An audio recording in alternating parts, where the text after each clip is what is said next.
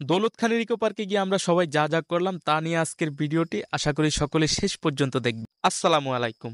সুন্দর একটি বিকাল উপভোগে আমি আমার ছোট ভাই ব্রাদারদের নিয়ে চলে আসলাম দৌলত খানের বীরশ্রেষ্ঠ মোস্তফা কামাল ইকো পার্ক।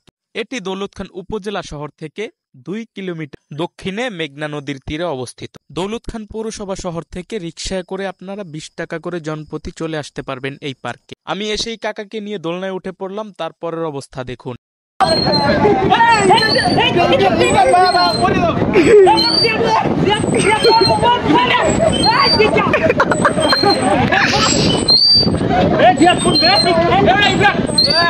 তারপর চলে আসলাম আরো একটি রাইডের কাছে। এসব দোলনাগুলো, এসব রাইডগুলো যদিও বাচ্চাদের জন্য ছিল, তারপরও আমরা লোভ সামলাতে না পেরে আমরা নিজেরা উঠে গেলাম।